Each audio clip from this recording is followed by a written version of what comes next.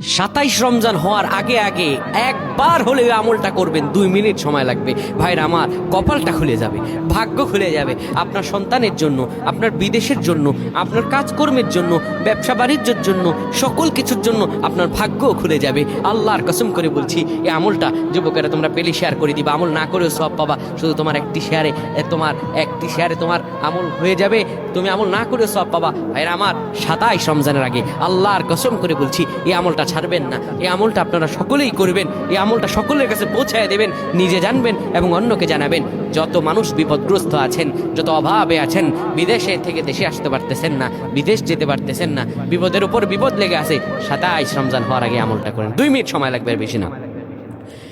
যখন ঈশার নামাজ আপনি পড়বেন, ঈশার নামাজের পরে ওযু করে নেবেন, সুন্দরভাবে পবিত্র পরিচ্ছন্ন হয়ে বিছানাটা ঝাড়ু দিবেন। বিছানার ভিতরে এরপরে আপনি শোয়ার আগে সুন্দর করে আপনি ঘুমানোর আগে পড়বেন, ইয়া মালিকু ইয়া মালিকু 100 বার পড়বেন। এরপর ইয়া খাবিরু 100 বার পড়বেন। তারপর একবার দুরূদ শরীফ পড়বেন। এরপরে 2টা হাত তুলে আল্লাহর কাছে যা দোয়া করবেন, আপনার দোয়া করতে দেরি হবে, আমার আল্লাহ কবুল করতে দেরি করবেন না। আল্লাহুম্মা আমিন।